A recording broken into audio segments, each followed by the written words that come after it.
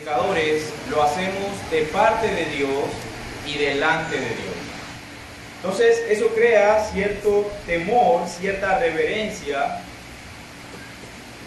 cuando queremos decir algo en nombre de Dios, porque queremos decir lo que Él ha dicho, lo que Él quiere decir, y no nuestros propios pensamientos, nuestros propios consejos. En este domingo, hermanos, vamos a hacer una pausa durante este mes de nuestro estudio expositivo del libro de Timoteo.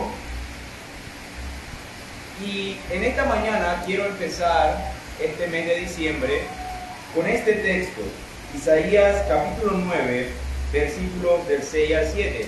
Y las próximas prédicas durante este mes seguramente también van a ser alusivas a este evento histórico, el cual festejamos y celebramos durante este mes.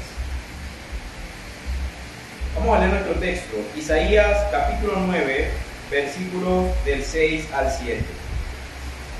Porque un niño nos es nacido, hijo nos es dado, y el principado sobre su hombro, y se llamará su nombre admirable, consejero, Dios fuerte, Padre eterno, príncipe de paz.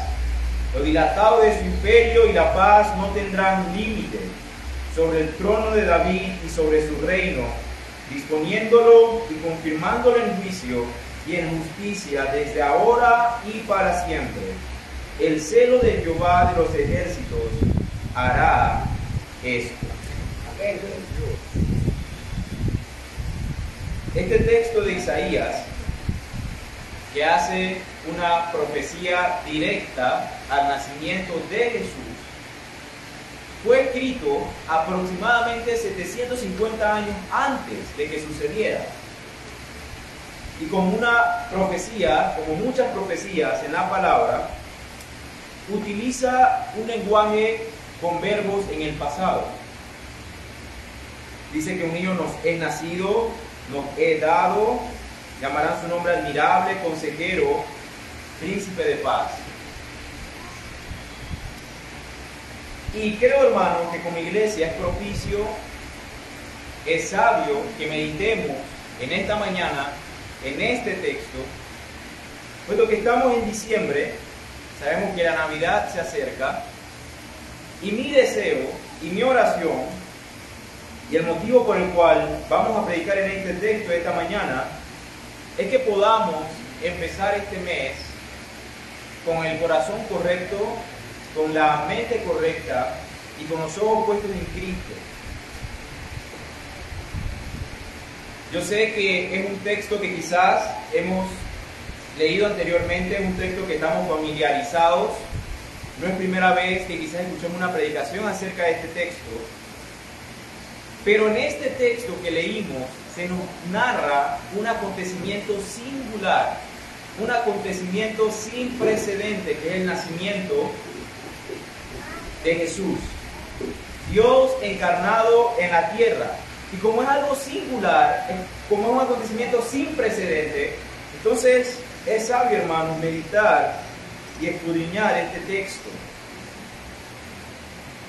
Este mes de diciembre acaba de empezar y ya cuando estamos quizás afanados y viendo cómo vamos a conseguir el dinero para el pavo, el jamón, quizás cómo vamos a conseguir los regalos a nuestros hijos, quizás ya empezamos a tirar matemáticas, empezamos a ver los presupuestos, quizás las cosas no están saliendo como esperaríamos que hubiesen salido a principio de año, y quizás nuestros planes se van a ver afectados de una u otra manera, hermano.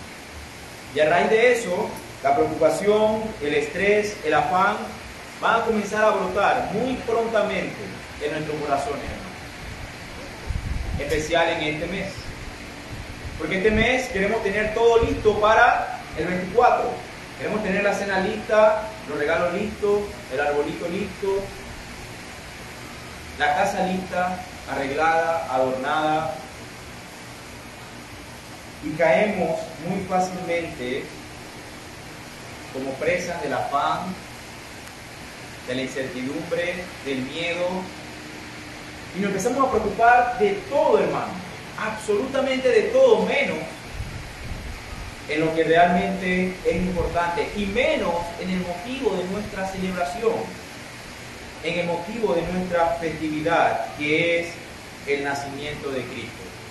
Entonces, es por eso nuestro texto en esta mañana, hermanos, porque como cristianos tenemos que orar mucho, especialmente en este mes, porque decimos sí, celebramos a Cristo, celebramos su venida, recordamos su nacimiento, pero por dentro, hermanos, estamos con la cabeza inflada, afanados por todo lo que le acabo de mencionar.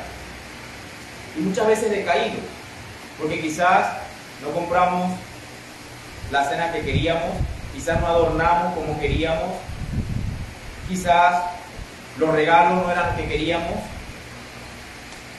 y perdemos, nos desenfocamos totalmente de la razón de nuestra festividad. Ahora, ¿cómo le sacamos el jugo a estos versos? Bueno, como anteriormente lo hemos dicho, de una manera apropiada, una manera sabia de hacerlo es haciéndole preguntas a nuestro texto. ¿Ya? Cuando estudiamos la Biblia, cuando estudiamos en nuestro devocional, algo que nos va a ayudar mucho siempre a exprimir el último jugo, como decimos, de nuestro texto, es hacerles preguntas al texto. ¿Para quién es? ¿Qué me quiere decir? ¿Cuándo pasó? ¿Cómo aplico esto en mi vida? ¿De qué se trata esto? Y ese va a ser el objetivo en esta mañana. Vamos a hacerle pregunta al texto como ¿cuándo nos nació? ¿Bajo qué circunstancias nació? ¿Cómo llegó ese niño a nosotros? ¿A quién le fue dado ese niño? ¿Le recibieron todos? ¿Algunos? Y como primer punto, vamos a ver la siguiente pregunta, hermano. ¿Cuál es el regalo que se nos dio? Porque el texto habla de un regalo. Versículo 6. Porque un niño nos es nacido, hijo nos es dado. El regalo que se nos dio es un niño, un bebé, de la misma manera que usted y yo llegamos al mundo. Hoy tenemos la representación gráfica de mis hijas, ¿verdad? De Grace y Lois, son las más pequeñas aquí de la congregación. Como un bebé se nos dio ese regalo. Fue un niño, el cual se nos dio. Ahora, cuando alguien le da a usted un regalo, le hago una pregunta. ¿Es porque quizás usted hizo algo para merecerlo? ¿O quizás usted trabajó todo el año para ese regalo? Y la respuesta es ninguna de las dos. Porque cuando alguien a usted le da un regalo, muchas veces usted ni siquiera se lo esperaba. Usted está diciendo, ay, wow, gracias, no me lo esperaba. Y decimos lo típico, no te hubieras molestado, ¿verdad? Pero por dentro estamos, ay, mejor que lo hiciste. ¿Verdad? Esa formalidad, ay, no te hubieras molestado, pero por dentro obviamente estamos contentos porque a quien no le gusta recibir regalos. Pero cuando recibimos regalos es porque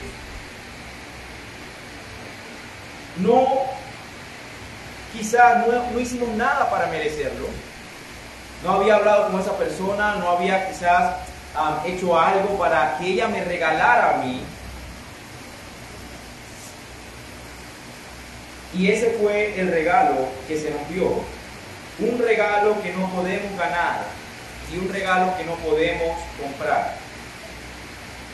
Ese niño fue el regalo. Uno que nunca hubiéramos podido ganar con nuestras obras y uno que ciertamente nunca hubiéramos podido comprar con nuestro dinero. Es algo que no estábamos buscando, hermanos. Ese regalo se nos fue dado. Ahora, ¿quién nos dio? ¿Quién nos da ese regalo? El versículo nos dice, un niño nos es nacido, un hijo nos es dado, y el dador de esa buena dádiva es el Padre Celestial. Podemos recordar Juan capítulo 3, versículo 16, porque de tal manera amó Dios al mundo, que ha dado a su Hijo unigénito, para que todo aquel que en él cree no se pierda, mas tenga vida eterna. Entonces, es el Padre que nos da ese regalo. Hasta aquí hemos visto tres cosas. Número uno, hemos recibido un regalo. Número 2, ese regalo es un niño. Y número 3, quien ha dado el regalo ha sido el Padre. No sé si ustedes han visto en estas épocas, es muy famoso ese video en redes, Instagram, Facebook, no sé, TikTok, donde a los niños a veces se le dan, envuelven un regalo sumamente valioso, pero en algo muy ordinario, como quizás papel periódico, o quizás papel aluminio, papel toalla, y cuando el niño ve eso, ve como que, pero papel, ¿qué es esto? Y cuando abre, resulta que es quizás el celular último modelo, y el niño se emociona, ¿ya? Porque la gracia es que él piense que es algo ordinario, pero dentro es algo extraordinario, un regalo de mucho valor. Bueno, cuando pensamos en el regalo que se nos dio, este hijo, podemos pensar que es un regalo extraordinario, envuelto de una forma ordinaria. ¿Por qué? Ese niño que se nos dio era verdaderamente Dios encarnado, Dios todopoderoso.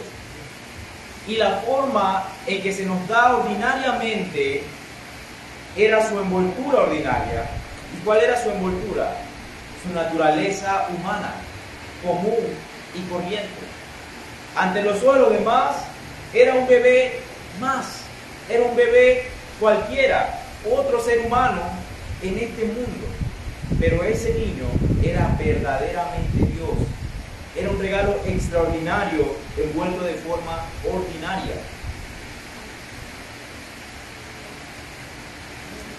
Ahora, cuando meditamos en este texto, yo les decía que este es un texto bastante conocido, que quizás seguramente ya habíamos leído, y decimos, bueno, ya lo leí, ¿qué más puedo aprender? Ya yo sé lo que dice, he escuchado muchas prédicas, pero si meditamos verdaderamente en el texto, hermanos, vamos a encontrar las riquezas de él y vamos a dejar que nos confronte. Imagínense que el día de mañana el señor Nito Cortizo, presidente de Panamá, hace una nueva ley y ahora dice que aquellos ladrones, violadores, asesinos pueden quedar libres si alguien más paga su condena. Es una ley nueva, ¿verdad? Aquellos violadores, asesinos, ladrones pueden quedar libres si alguien más paga su condena. La pregunta es, ¿daría usted su hijo o su hija para que ese violador y ese asesino, ladrón, quede libre y su hijo y su hija sea el que pague? ¿Daría usted, hermano Boa, Anthony, esposa, darías tú a Grace o a Lois? ¿Darían ustedes a Daza o a vos? ¿Darían ustedes a Sua para que ese violador quede libre y su hijo o su hija sea el que pague? Bueno, si meditamos en nuestro texto, hermanos, se nos dice que Dios nos dio a su hijo. Un niño se nos es dado. Un niño nos es nacido, hijo nos es dado. Dios dio a su único hijo para que muriera por pecadores culpables como usted y como yo, para que Él fuera clavado y usted fuera salvado. Eso no es cualquier cosa, hermano. Él dio a su hijo por pecadores miserables como nosotros. Había un pastor en Estados Unidos hablando de este tema, que él decía lo siguiente.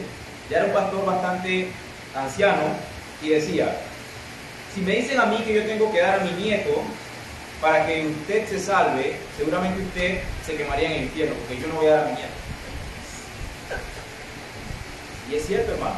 Ni siquiera daríamos nuestros hijos por un amigo, ahora lo vamos a dar por un enemigo.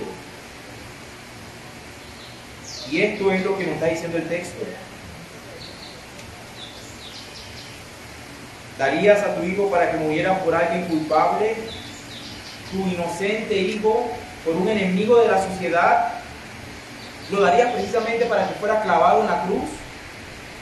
Esto fue lo que hizo el Padre para con su pueblo. Un hijo nos es dado. Ahora, ¿a quién le fue dado este hijo? La respuesta es a todo aquel que creyera en él. El hijo se dio a la raza humana.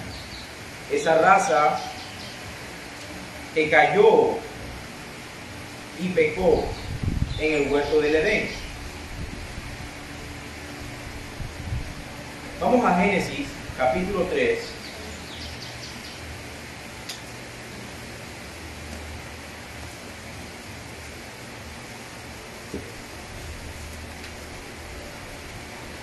Génesis, capítulo 3, versículos 14 al 15.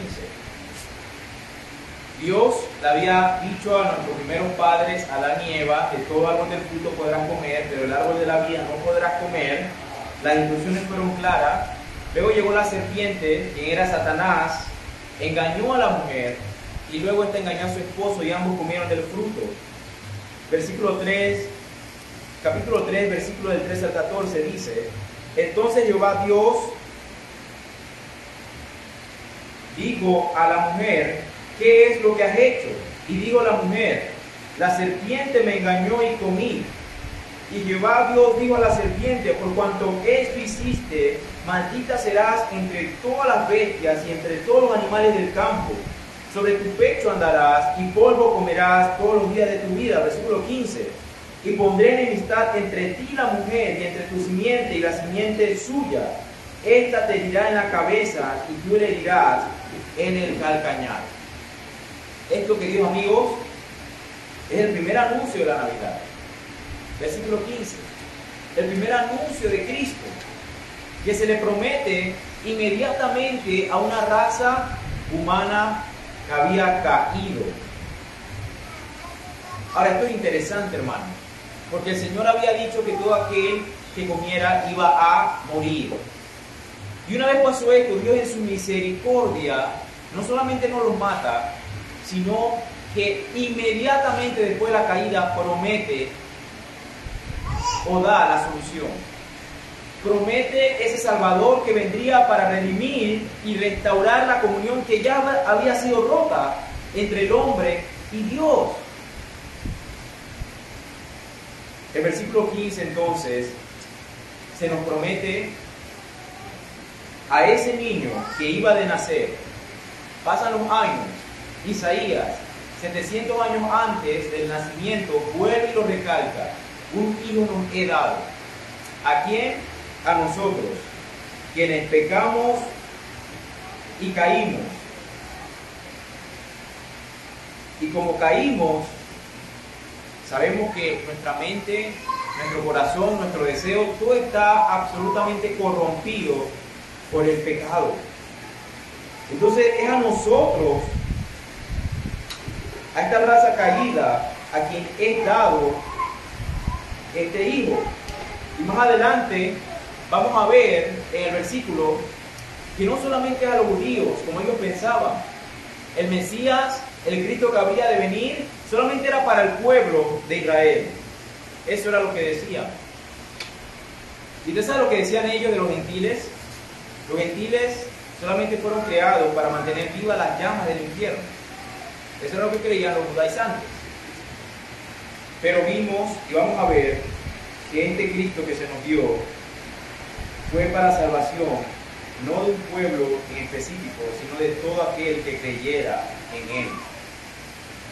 Esa fue la primera pregunta. Vamos a ver la tercera pregunta en nuestro texto. ¿Bajo qué circunstancia nació este niño? Y esto es importante que lo veamos para poder entender el texto en sí. ¿Bajo qué circunstancia nació el Hijo de Dios? Usted tiene que recordar esto, hermanos. Cuando esto pasó, cuando el nacimiento de Cristo pasó luego de cientos de años de espera. El pueblo judío estaba deseoso, estaba ansioso de que llegara el Mesías, de que llegara el libertador. Habían pasado 400 años desde la última profecía desde la última vez que el Señor le habló a su pueblo. Eso se conoce como los 400 años de oscuridad entre el Antiguo Testamento y el Nuevo Testamento. No había ninguna revelación nueva de parte de Dios. No había un profeta de parte de Dios. Y de repente llegó el Mesías, aquel que todos estaban esperando por muchos años, hermano. No es fácil esperar tantos años. Seguramente generaciones pasaron y pasaron y la palabra permanecía y los padres le decían a sus hijos, el Mesías va a venir.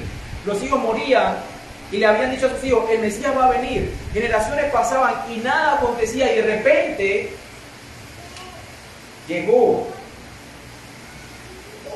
Y esto es importante porque quiero, hermanos, que vean la emoción, quiero que vean la ansiedad y el sentimiento de algunos judíos, de algunas personas que esperaban en el Mesías en esos tiempos. Y para eso vamos a ir todos juntos al libro de Lucas, capítulo 2, versículo 25. Lucas, capítulo 2, versículo 25 al 32.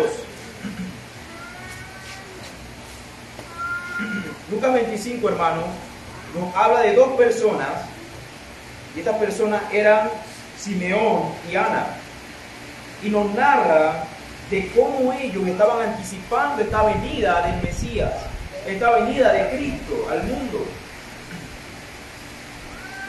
Versículo 25. Y he aquí había en Jerusalén un hombre llamado Simeón, y este hombre, justo y piadoso, esperaba la consolación de Israel, y el Espíritu Santo estaba sobre él.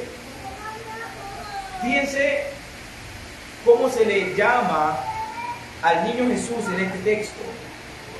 Esperaba ¿qué? La consolación. ¿Quién era la consolación? El Mesías. Cristo era verdadera consolación para ellos como judíos, pero también para nosotros como gentiles. Consolación del pecado. Y el Espíritu Santo estaba sobre él. Este es un hombre justo y piadoso, y seguramente por eso Dios le reveló esta maravilla. Por eso Dios permitió que él viera al Salvador antes de morir. Versículo 26. Y le había sido revelado por el Espíritu Santo que no vería la muerte antes que viese al ungido del Señor. Versículo 27. Y movido por el Espíritu vino al templo, y cuando los padres del niño Jesús lo trajeron al templo para hacer por él conforme al rito de la ley, él le tomó en sus brazos y bendijo a Dios diciendo: ahora, Señor, despida a tu siervo en paz conforme a tu palabra, porque han visto mis ojos tu salvación, la cual has preparado en presencia de todos los pueblos, luz para revelación a los gentiles y gloria de tu pueblo Israel. Versículo 32. ¿Era el Mesías únicamente para los judíos? No, era luz para revelación a los gentiles. Hasta el día de hoy los judíos todavía no creen esto, hermano. Nuestro texto nos dice que Simeón y Ana, ellos no andaban perdiendo el tiempo, ellos no descansaban de su esperanza, sino que los encontró en el templo. ¿Por qué? Porque ellos sabían que en cualquier momento esto iba a ocurrir. Lo prometido hace cientos de años. Lo que el Espíritu Santo le había dicho a Simeón, que no vería la muerte hasta que sus ojos vieran al Salvador. Ellos estaban en el templo ansiosos, deseosos de que por esa puerta entrara el Mesías. En cualquier momento el Salvador nacería. Ahora, mientras ellos se regocijaban, Ana y Simeón, ¿qué hacía el resto del pueblo? ¿Qué hacía el resto de los judíos? ¿Qué hacía el resto de la población? Bueno, en esos días, hermanos, el resto del imperio romano se había movilizado, había ido de un lugar a otro, porque el emperador en ese tiempo, César Augusto, había mandado al pueblo a censarse. Entonces la gente iba de donde residía a su lugar de nacimiento para participar del censo. La gente estaba ocupado moviéndose de un lado a otro. Es por eso también que José y María se mueven de su lugar de residencia a su lugar de nacimiento, y es por eso que en ese viaje es cuando tienen que hacer la parada en Belén, donde Jesús nació. Entonces, ¿qué nos dice esto, hermano? Cuando nació Jesús, todo el mundo estaba ocupado, hermano. Todo el mundo estaba haciendo lo suyo, como decimos. Todo el mundo estaba de aquí para allá, enfocado en sus propias cosas. La gente ya estaba contenta con su forma de vivir. Estaban contentos con la religiosidad del judaísmo. Hago esto, hago lo otro y soy salvo. Estaban ocupados con sus amoríos, con sus profesiones. La gente estaba ocupada cuando nació el Salvador, cuando vino por primera vez a este mundo. Y hoy en día, hermanos, es bastante similar. Hoy en día es similar. Y quiero que sepan que hoy en día la segunda venida de Cristo está siendo anunciada domingo tras domingo. Y está siendo anunciada quizás con más claridad que antes. ¿Por qué? Porque ya nosotros tenemos esta historia, sabemos que Él vino. Y si ya vino una vez, seguramente va a venir la segunda. Pero hoy en día, ¿qué vemos? Hoy en día vemos un grupo de cristianos que son como Ana y Simeón, ansiosos, deseosos, contentos de venir domingo tras domingo, porque la esperanza es avivada. La esperanza de la segunda venida es avivada entre los hermanos. Pero también hay otro grupo de cristianos que muy lamentablemente están, como el resto de la población estaba en ese tiempo, están muy ocupados con sus propias cosas. Están quizás muy satisfechos en sus profesiones, en sus amoríos, con sus familias. Están muy ocupados con los negocios, con los placeres que hay en este mundo. Ellos no tienen tiempo para hacer una pausa. Ellos no tienen tiempo para alegrarse por la llegada del Mesías por segunda vez. Y la pregunta es, ¿somos nosotros como Simeón y Ana, o somos nosotros como el resto del pueblo en aquellos días? ¿Estamos muy ocupados con nuestras propias cosas? ¿O estamos día tras día meditando con ansia, con deseo, esa segunda venida de Cristo? Hermano, es muy fácil, presta atención, estar muy llenos de actividades que pasamos por alto la razón de las festividades. Nuevamente, podemos caer en estar muy llenos de actividades que pasamos por alto la razón de las festividades. Y no solamente pasa en este mes, hermano, también puede pasar cualquier otro mes del año. Inclusive podemos estar tan ocupados con las actividades de la iglesia que nos olvidamos de nuestra relación con Dios. Eso puede pasar. Tenemos que ir acá, visitar allá, mover aquí, mover acá, conferencia aquí, ayuno acá, vigilia acá, Santa Cena acá, y nuestra relación con Dios está totalmente en el piso. Nuestro devocional personal está totalmente en el piso, porque nos ocupamos más de los negocios del Señor que olvidamos nuestra relación con el Señor.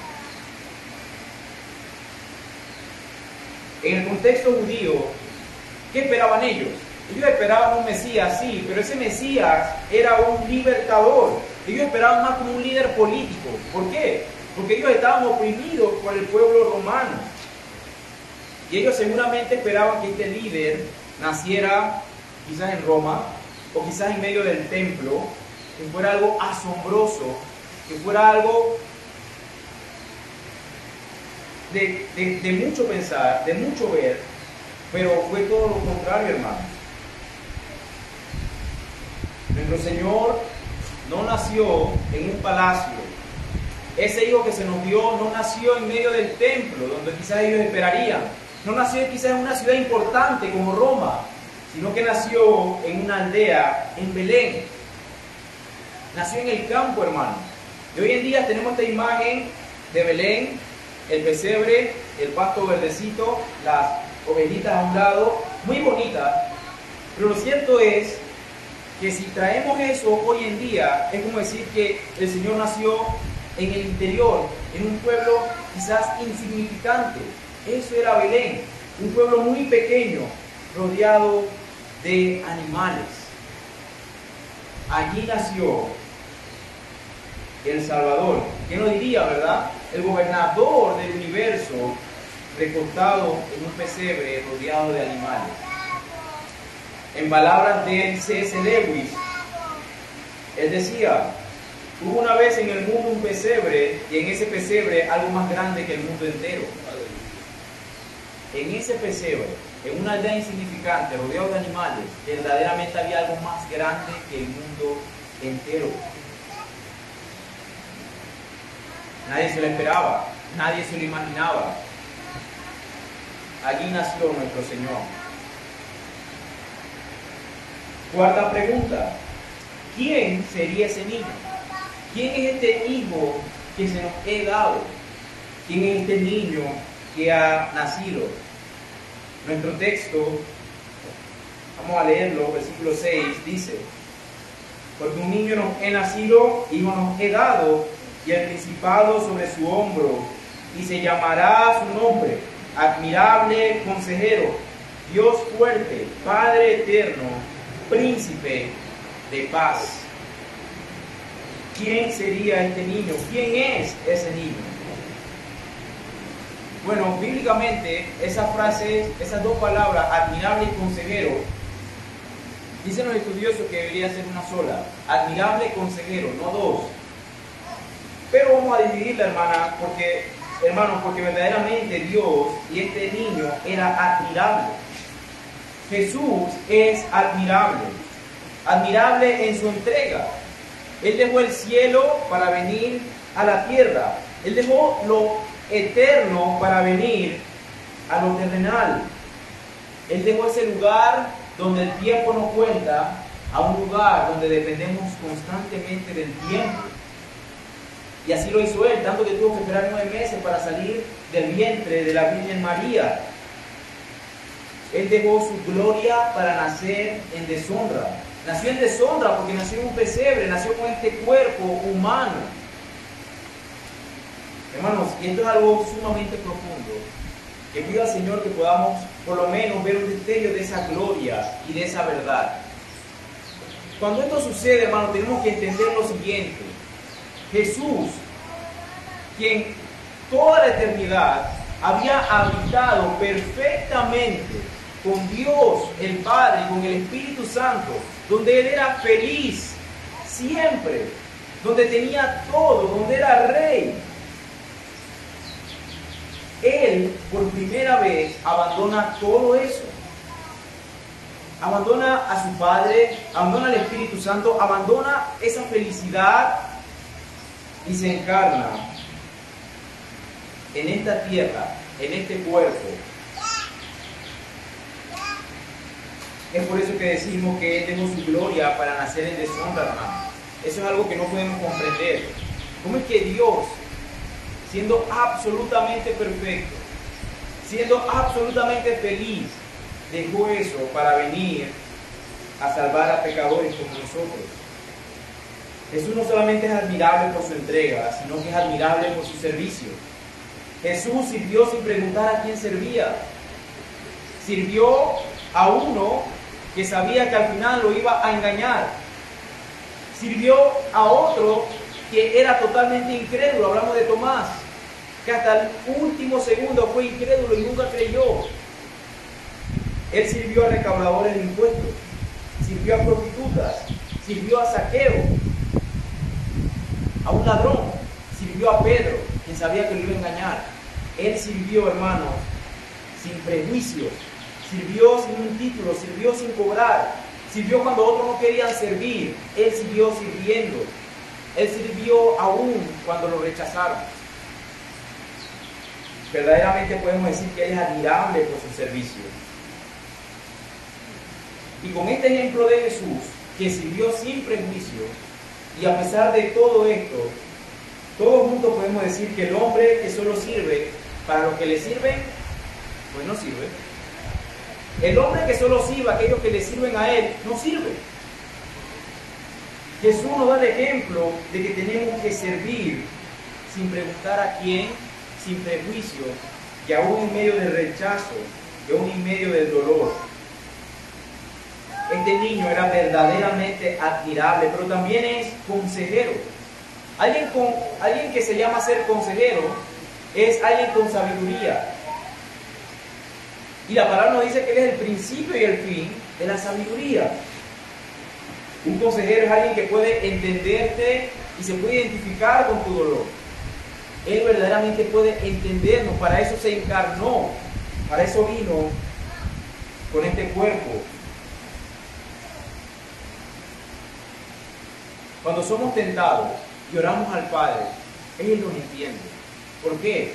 Porque Él también fue tentado, pero nunca pecó.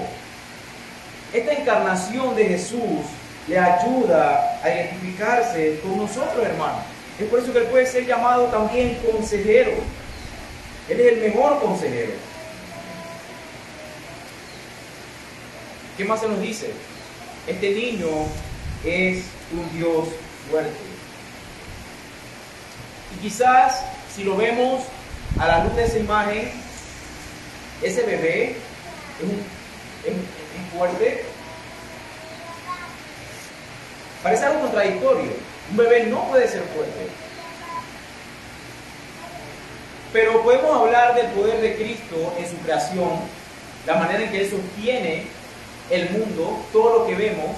Ciertamente hay poder de Dios ahí y nos asombramos. Pero el mejor momento para ver el poder de Cristo es en la cruz. En la cruz. ¿Cómo así en la cruz, hermano? Bueno, en la cruz, en ese momento de su muerte, es donde encontramos a un Cristo cansado, agotado, deshidratado, avergonzado, escupido, rechazado, traspasado, abandonado. Ahí, en ese lugar, ahí, en ese momento, en la cruz, en el peor momento de su vida, en la máxima debilidad de su vida, el apóstol Pablo en Colosenses dijo que derrotó al mundo de las tinieblas en su momento más débil. Piensen esto, hermanos.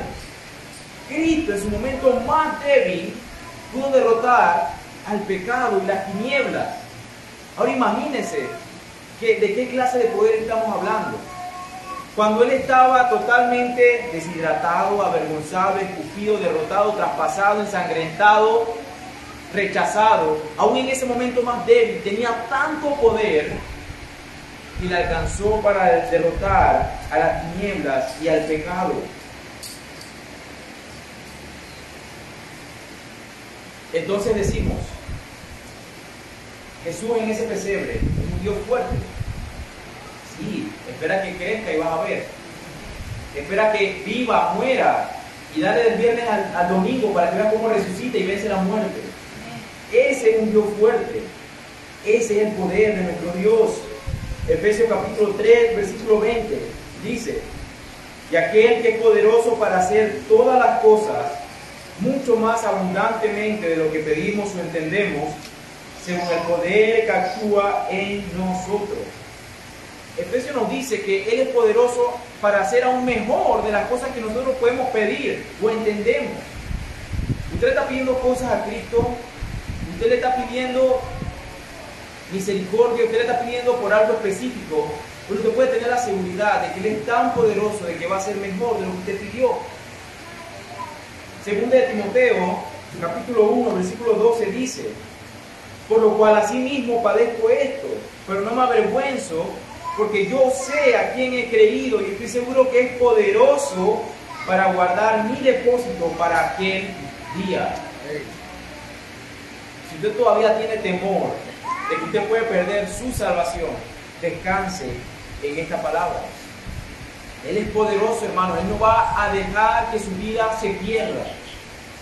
Y si usted no ha puesto aún su fe en Cristo, porque tiene temor a retroceder, tiene temor al pasado, tiene temor a lo que puede pasar, Él es poderoso para guardar su depósito hasta el último día de su vida, hasta el día en que usted lo enfrente en el juicio, y va a ser para salvación. Él es poderoso para guardar nuestras vidas. Él es poderoso para guardar nuestra salvación. Es por eso que predicamos y nos alegramos al decir que no podemos perder esta salvación, porque es que no depende de nosotros, es que depende de Cristo, aquel que es poderoso para guardarnos sin caída. Él es Dios poderoso, Dios fuerte, Padre eterno. ¿Cómo es que este niño nacido es Padre eterno? Bueno, podríamos decir que en la Biblia se nos dice, Él y el Padre son uno. Juan capítulo 14, versículo 9 dice, Jesús le dijo, ¿tanto tiempo hace que estoy con vosotros y no me has conocido, Felipe? Felipe no lo entendía. El que me ha visto a mí, ha visto al Padre. ¿Cómo pues dices tú, muéstranos al Padre? Ese niño se puede decir que es Padre eterno, porque Él y el Padre son uno. Salmo 113, versículo 13. Como el Padre se compadece de los hijos, se compadece Jehová de los que le temen. Él se compadeció como un padre al encarnarse voluntariamente, al ofrecer su vida por nosotros. Pero también se nos dice que este niño que se nos ha sido dado es príncipe de paz. Príncipe de paz. Y hermanos, es justamente cuando Él hace esa entrada al mundo que el hombre no tenía paz para con Dios, porque había caído de su pecado. La enemistad que existía entre Dios y el hombre puede ser quebrada. ¿Por qué? Por lo que ese niño iba a hacer. Ahí, hermanos, en ese pesebre, en ese momento de la historia, era el inicio de esta redención. Era el inicio de esta reconciliación entre el hombre y Dios. Miren lo que dice Spurgeon. Mira hacia arriba y no encontrarás la ira lista para devorarte. Mira hacia arriba, ya no está. Mira hacia abajo y no encontrarás el infierno, porque no hay condenación para aquellos que estamos en Cristo Jesús. Mira hacia atrás y te darás cuenta que tus pecados te han sido borrados. Mira alrededor y te darás cuenta que todo opera para bien, para aquellos que aman a Dios. Mira hacia adelante y verás cómo la gloria brilla, como brilla el sol en la mañana. Mira hacia adentro y encontrarás la paz que trasciende todo entendimiento. Aquellos que verdaderamente son hijos de Dios, ya no van a sufrir la ira que merecíamos. Es por eso que Cristo murió, para pagar esa ira que estaba lista para devorarnos, hermanos. Aquellos que creen en Él, no hay infierno tampoco, no hay condenación, porque estamos en Cristo Jesús. Y aquellos que son hijos de Él, tenemos la certeza de que todos nuestros pecados han sido perdonados, hermano. Eso es asombroso, hermano. Cómo Cristo ha podido perdonar sus pecados, no solamente pasados, sino lo que cometió y lo que va a cometer mañana. Solamente un Salvador tan glorioso como Cristo podría hacer eso. Hermanos, este hijo que nació, que se nos es dado, nació para ser rey, y su gobierno está aumentando poco a poco. Así que no nos entristezcamos, hermanos, porque yo sé que todos los días vemos las noticias y quizás nos desalentamos con las cosas que vemos, las cosas que escuchamos, las cosas que pasan. Verdaderamente podríamos pensar que este mundo va de mal en peor.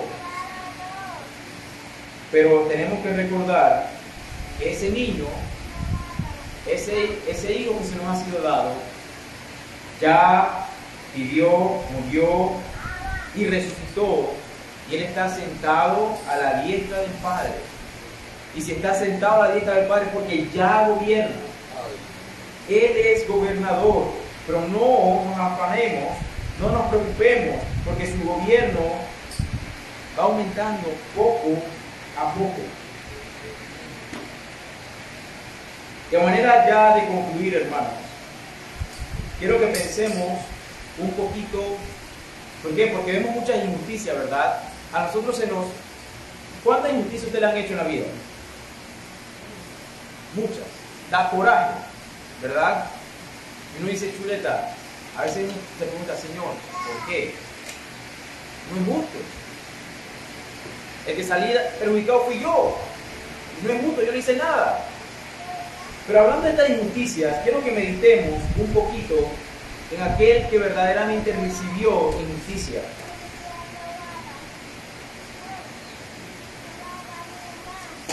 Pensemos en Cristo, hermanos, y preguntémonos, ¿es justo que Él fuera colgado y tú y yo fuésemos libres? ¿Por qué tenía que ser Él el acusado si yo fui quien cometía el delito? ¿Por qué tenía que ser Él el crucificado y no yo quien estaba condenado? ¿Por qué tenía que ser Él el que fuera traicionado cuando yo soy el traidor? ¿Por qué tenía que ser Él el abandonado cuando yo fui el infiel? ¿Por qué tenía que ser Él el herido cuando yo fui quien causé las heridas? Hermanos, en la cruz se combinan la injusticia de Dios y la injusticia de los hombres. Desde el punto de vista divino, desde el punto de vista de Dios, Jesús merecía todo ese castigo porque Él había puesto su vida para salvación de su pueblo. De manera que voluntariamente decidió morir en mi lugar, y como decidió morir en mi lugar, en esa cruz Él está cumpliendo la justicia de Dios, pero está en esa cruz debido a mi justicia. Es algo verdaderamente asombroso cómo la justicia de Dios y la injusticia de los hombres se mezclan, ahí se tocan en esa cruz de Cristo. Hace más de 2000 años, hermano. Es por eso que en esta época, más que nada, tenemos que recordar Isaías 9, de 6 al 7. Pues un niño nos he nacido, hijo nos he dado, y el principado sobre su hombro, y se llamará su nombre admirable, consejero, Dios fuerte, Padre eterno, príncipe de paz. Lo dilatado de su imperio y la paz no tendrán límite. El imperio de Cristo y su paz no tendrán límite, porque gobernará en un cielo nuevo y tierra nueva, eternidad tras eternidad, sobre el trono de David y sobre su reino, disponiéndolo y confirmándolo en juicio y en justicia desde ahora y para siempre. El celo de Jehová de los ejércitos hará esto. Hermano, usted y yo podemos tener plena seguridad de que aquel niño que nació para morir por pecadores, ese niño ya reina y reinará por los siglos de los siglos, eternamente, y lo va a llevar a usted, si ha puesto su fe en ese reino que no tendrá fin, hermano. Que el Señor nos ayude en este mes a poner nuestra mirada día tras día, hermano, hora tras hora, porque es muy fácil desviarla, es muy fácil perderla por las cosas de este mundo, por el afán de este mundo. Pero es mi deseo, hermano, que usted recuerde con este sermón el verdadero motivo de nuestra festividad, el verdadero motivo de nuestro gozo, el verdadero motivo de por qué adornamos, de por qué regalamos, de por qué es una época de compartir, de por qué hay gozo por todos lados. No es por el amor, no es por el pavo, no es por nuestros familiares, no es porque vamos a pasar tiempo con nuestros amigos, sino porque en un momento de la historia pasada, verdaderamente el Hijo de Dios vino a este mundo y se encarnó, dejando toda gloria para salvar a pecadores como usted y como yo. Oremos. Padre, gracias. Te damos por tu amor infinito. Gracias, Señor, por venir a este mundo lleno de pecado. Señor, porque te plació por pura gracia, por pura misericordia y por puro amor, venir a salvar a pecadores como nosotros. Señor, no lo entendemos. Ciertamente no hicimos nada para merecer tal regalo. Ciertamente no podíamos pagar tal regalo. Pero en tu voluntad te plació. Señor, concédenos en este mes que podamos tener gozo verdadero, podamos tener verdadera alegría, no por lo que veamos externamente, sino porque recordaremos ese momento en la historia en donde viniste a rescatar a tu pueblo. Y porque recordaremos también ese futuro glorioso que nos espera contigo en la eternidad. Señor, ya tú viniste por primera vez y seguramente lo harás una vez más para venir a buscar a tu pueblo. Señor, que nuestra esperanza sea avivada, no nos permita desmayar, que podamos ser como las vírgenes que estaban preparadas con aceite en su lámpara, porque sabemos que en cualquier momento tú vendrás. Así como de repente llegaste en Belén y todos estaban ocupados, así pasará también en nuestros días.